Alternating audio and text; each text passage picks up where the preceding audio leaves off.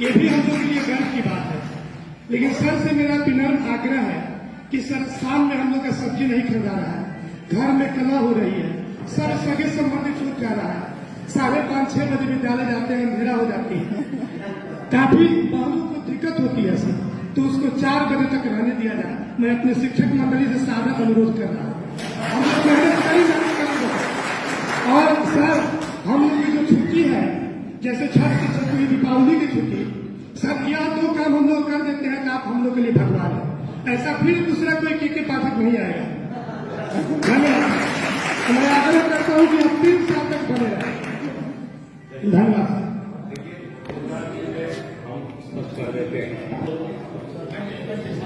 आप लोगों को ये जान लेना होगा कि आप शिक्षक हैं, आज भी शिक्षक रहेंगे, 10 साल बाद भी रहेंगे, 20 साल पहले भी थे।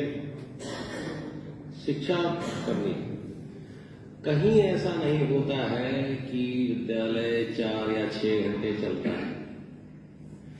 कहीं ऐसा नहीं होता है कि अगर गवर्नमेंट सर्वेंट बन गए, जैसे अभी आपने कहा कि आप सरकारी सेवक बनना चाहते हैं, घोषणा तो हो गई है माननीय मुख्यमंत्री महोदय की गांधी मैदान से, तो बस हम लोग उसको प्रक्रियात्मक उसमें जो थोड़ी बहुत देर हो रही है, काम आगे बढ़ रहा है, किसी भी क्षण ये हो सकता है।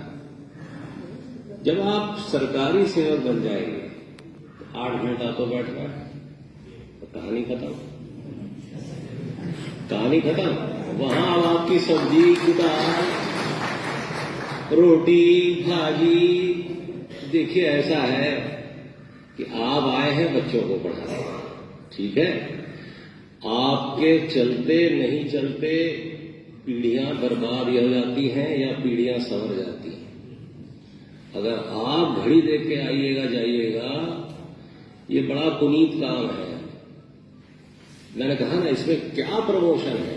आज भी शिक्षक रहेंगे, 30 साल बाद भी शिक्षक रहेंगे, लेकिन जब सम्मान मिलता है ना गांव में, वो किसी और को नहीं मिलता।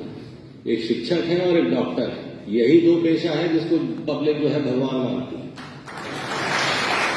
अगर ढंग से काम तो देख लीजिए, एक अनुशासन तो हम कहीं कॉम्प्रोमाइज नहीं करेंगे। 8 घंटा आपने रहना है। अब जब रहना है तो पढ़ा ही दीजिए। अब जो पढ़ना चाहते हैं उन्हीं को पढ़ाइए। 3:30 तक बच्चे पढ़ेंगे, 3:30 के बाद कमजोर बच्चों को चिन्हित कीजिए। आपको मालूम है मिशन दक्ष का निर्णय क्यों लिया गया? ये निर्णय इसलिए लिया गया कि कक्षा 8वीं में बच्चे पहुंच गए हैं, किताब किस सब्जेक्ट की है उसको लेकर के पढ़ नहीं पा रहा है कि किस सब्जेक्ट की किताब है। पिताजी क्या करते हैं? मजदूर। अब वो 8वीं में पहुंच गया है, कुछ नहीं पढ़ पा रहा है, तो कलेक्टर तो बनेगा नहीं, मजदूरी बनेगा। तो मजदूर का बेटा अगर मजदूर बनेगा तो हम आप क्या कर रहे हैं?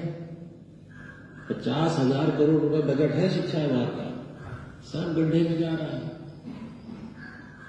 जो पढ़ रहा है वो इस वजह से नहीं पढ़ रहा है कि हम आप हैं, वो इसलिए पढ़ रहा है कि उसने माँ बाप ने ट्यूशन अफोर्ड कर सकते हैं, वो ट्यूशन चला रहे हैं, कोचिंग कर रहे हैं। आप अपना दिन याद कीजिए, हम लोग अपना दिन याद करें। जब हम स्कूल से आते थे तो हमारे पिताजी पढ़ाते थे, बड़े भाई बहन सब पढ़ाते थे, तभी हम लोग पढ़े लिखे हैं। हमारे गांव में या हमारे परिवार में हमारा एक अभिभावक या 2 अभिभावक पढ़े लिखे होते हैं। विद्यालय से छूट के आते थे तो पढ़ाया जाता था। लेकिन जो अनपढ़ माँ बाप हैं उनका तो कोई सहारा नहीं है। वो खुद ही पढ़े लिखे नहीं है। उन्होंने सरकार की बात मान के अपना बेटा स्कूल भेज दिया, और बदले में हमने क्या किया? वो 8वीं तक पहुंच गया और कुछ नहीं पढ़ पा रहा है। ये किसका फेलियर है? आपका है, हमारा? तो ये नहीं होना चाहिए। हमें ध्यान इस बात पे देना है कि जो समाज का एकदम कमजोर तबका है वही ना हमारे यहाँ आता है। उनमें से अधिकांश के माँ बाप नहीं पढ़ पाते हैं। कोई मजदूरी कर रहा है, कोई दिल्ली में है, कोई बंबई में है, कोई गुजरात में है, कोई कहीं है।